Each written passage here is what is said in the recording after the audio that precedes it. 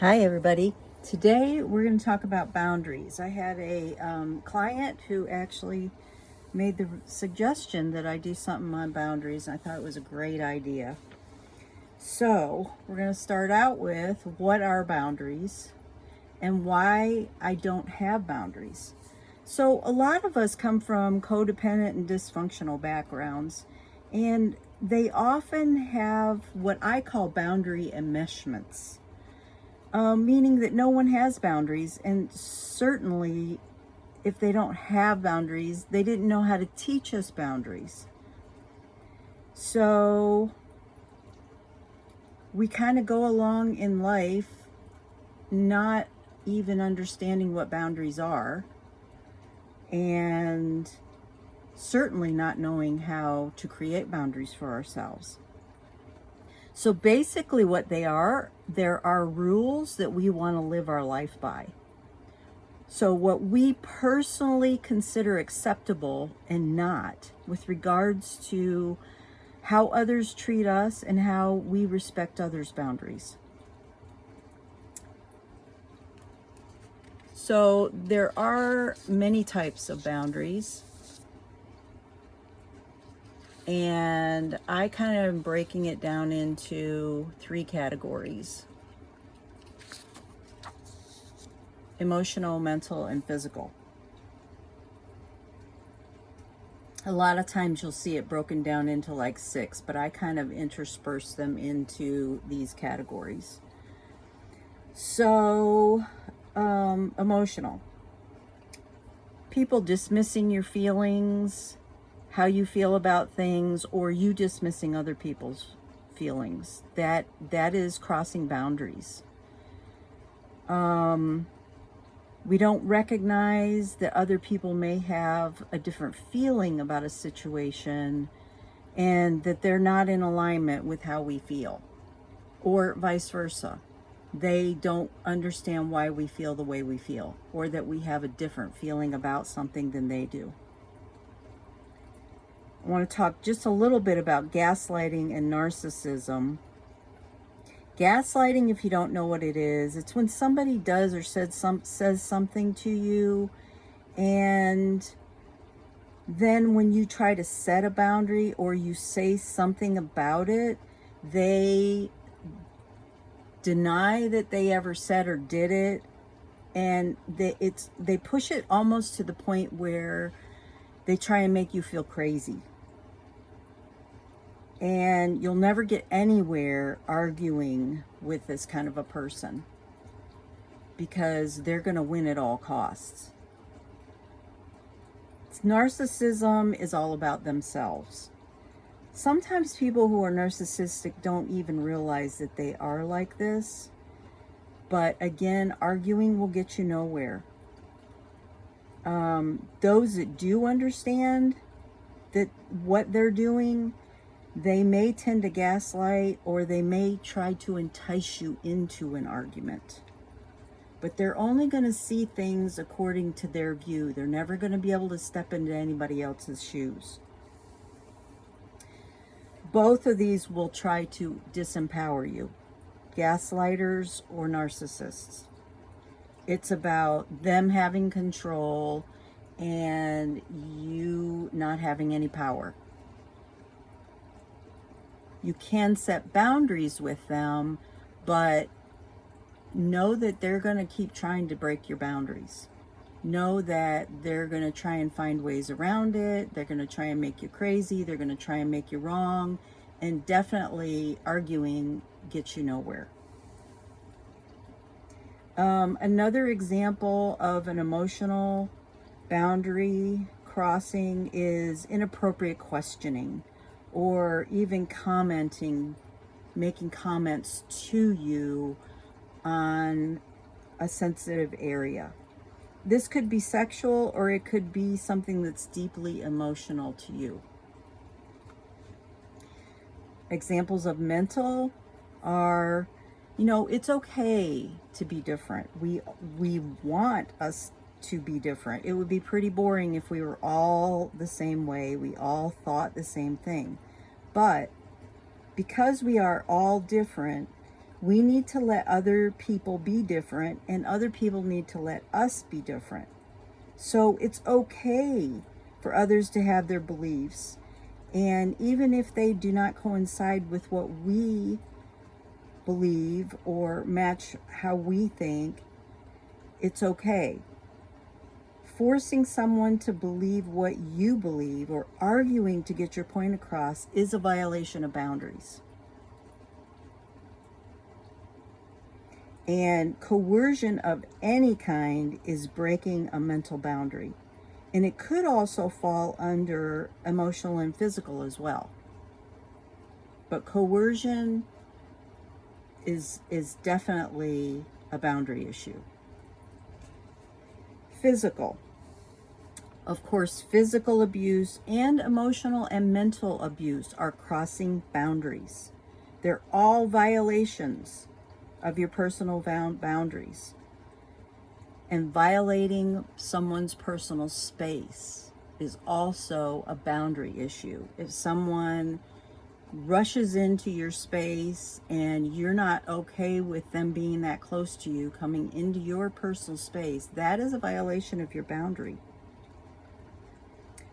Someone who is over occupying your time, or they could occupy your time in certain ways, like being an energy vampire. Maybe they dump their negative stuff on you.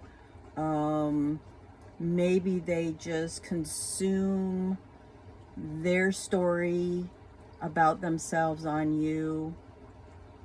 Any of that kind of stuff would be crossing a boundary. And some people would put this in the category of like time issues. Helping people with things and there's no reciprocity.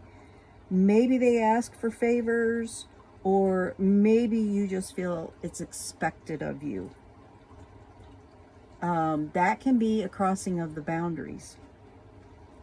Sometimes when people are in new careers, family members, close friends will ask advice when they need advice about that certain kind of career. And it can be a long-standing thing as well. When I had probably have mentioned that before, I was a nurse. I am a nurse. I'm not practicing any longer.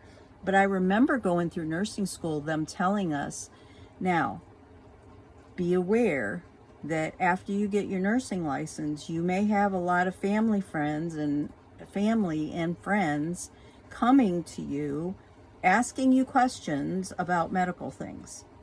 It's not your responsibility, just because you're a nurse, to be there for everybody's needs. They can seek medical advice on their own from their doctor. And I remember how that stuck out because I was so surprised. And yes, I have found that. I have found that in even my spiritual work, that that can become a boundary issue. So other things, physical, I put this under physical. People borrowing your belongings or taking them without permission, and then they have no regard for the way that they use them. They either damage them, they don't return them, or they return them in an untimely manner. They don't take care of them while they have it. They don't respect that it belongs to someone else and it should be returned in the same way. Or if it's being taken without your permission, right there is a violation of boundary. Okay, another thing is, and this could come also under emotional and mental as well as physical, but unwanted sexual advances, or even unwanted sexual comments or jokes to you or about you in your presence about sexual things. Anything that makes you feel uncomfortable along those lines. Or it could be comments or jokes about your physical appearance. Those are crossing boundaries. Okay, so how do we set boundaries? If we were never taught, we don't really know how to do it, or we may have emotional problems with setting boundaries. Some of the things that can come up are like, you may have fear about setting a boundary. You may have fear of, a person may not like the fact that you're saying something about something they've done or said. There was a person in my life at one point who would make sexual jokes, and it was somebody like very close to me. It was very inappropriate, and they would do it in front of other people as well. It was a person I was in a relationship with, and I had to tell them it's not appropriate. It's humiliating, and I won't tolerate it. Now, I want to say that when you set boundaries, it doesn't have to be mean or nasty, or it doesn't have to cause a big argument. It can be done in a nice way, but you're just explaining or making a statement that this is not okay with you. Okay. So first, what you need to do is you need to recognize what doesn't feel good to you, or what elicits a negative emotion or something feeling uncomfortable within you. Ask yourself then, why do I feel this way? Is this something that I need to heal within me, or is this someone violating a boundary? Is this something that you laugh off, but deep within you, it really makes you feel uncomfortable? If it is, that's probably a boundary. But you can ask yourself, is this just something I need to heal, or is this a boundary issue for me? Once you have the realization that someone is violating a boundary, then you can decide what is acceptable and what is not. Let's see, I gotta see what my next thing is. Yeah, explore your feelings. So you need to explore those feelings and decide if it's not acceptable. You have to know that you want it bad enough to set a boundary. Because more than likely, if it's a pattern that's existed for a long time, they're going to try to continue the same thing, or they're going to have a reaction.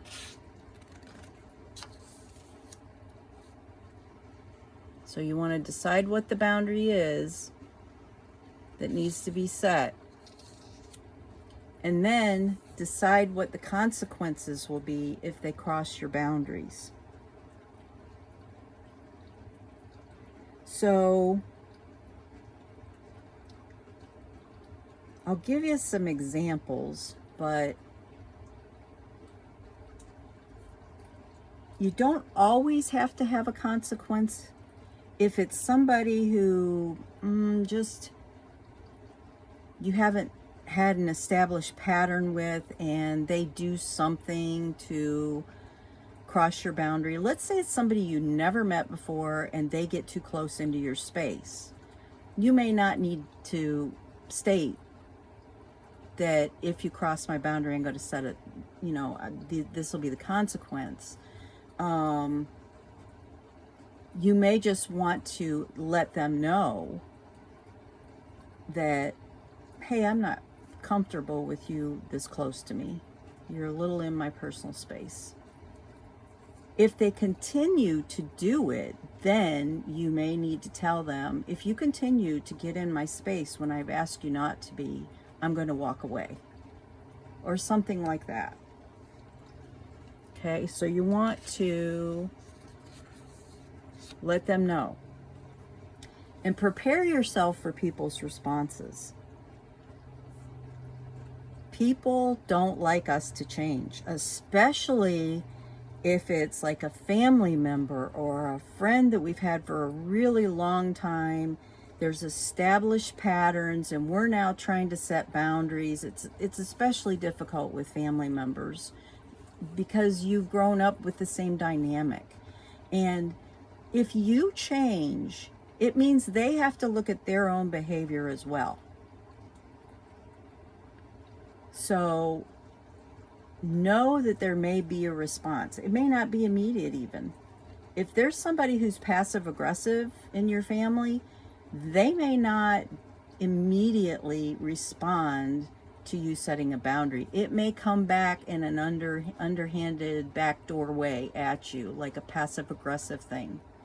Some people may get angry right off the bat when you try to set a boundary. Just be aware that there can be. And that is why I say you want to have this boundary bad enough, because you want to be able to back up. You want to be able to, well, come on. You want to be able to back up your boundary after you've made the action. So after you decide and you know what the consequences will be, and you decided this is important enough to you that you're going to set this boundary, you've got to hold your ground. If you don't hold your ground, they will not only come back and continue to do that same thing, but they may possibly try to break other boundaries because they know they can do it, because you're not serious enough about it. You're not holding your ground with it, and it gives them the opportunity to come in and do more. So I'm going to give you a couple examples.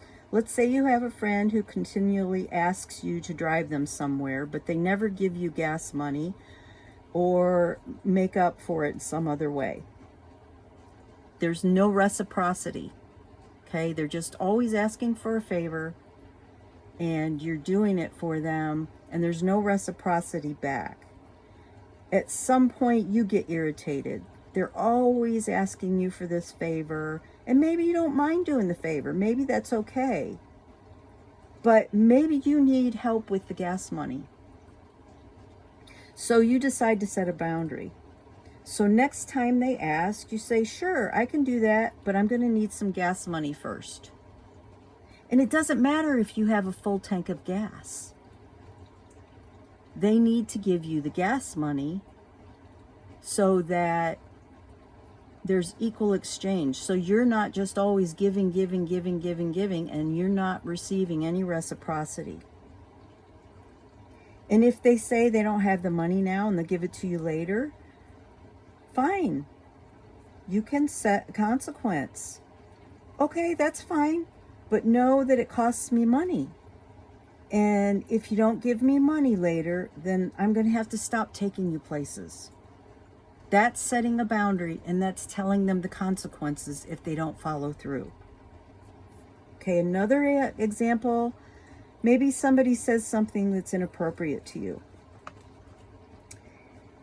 You can simply say, that behavior doesn't work for me any longer, or that behavior doesn't work for me, or please don't speak to me in that manner, something along those lines. And if you need to say it, you can continue with, if you continue, I will have to limit the time I spend with you, or maybe if you continue, I will have to end our communication or a relationship or whatever. Again, you have to be sure that your consequence is something you can live with, that it means enough to you, because if you set the consequence and you don't follow through, it means nothing to them. It's not even worth setting the boundary if you're not going to back it up. So follow through is very, very important. So I wrote down a few other comments, a few other examples. that you could use in situations. I mean, there's so many different situations about boundary crossing that a person could not possibly cover everything. But here's some examples. I need to think about that. Let me get back to you. This is something that you can just memorize. So if something hits you, takes you off guard, you can just simply say, I need to think about it, let me get back to you, or I'll get back to you on that. You don't have to give an answer right then. And if they try and push you, that's crossing your boundary. I'll get back to you on that. Another one is, that is your perception of reality, it's not mine. We can agree to disagree, or I respect that you have your own opinion, but I have my own opinion also. And again, you can agree to disagree. I am not comfortable discussing this topic with you. Thank you, but I need some time for myself. Maybe it's somebody who's always asking you to do things with them, or constantly wanting to text with you, like an energy vampire. That would be a good one for an energy vampire situation. An energy vampire is someone who monopolizes your time. Okay, I have a right to feel how I feel. You do. Everyone has a right to feel how they feel. No one has a right to tell you how you feel, or how you should feel, or how you would feel. Please do not talk to me that way, or please do not speak to me that way. And I will let you know if I have time. Again, maybe somebody asks for a favor and they're constantly asking you to do things for them. A quick thing is, I will let you know if I have time. Okay, I hope you find this helpful. I want to say that setting boundaries is not going to happen overnight. It's a process.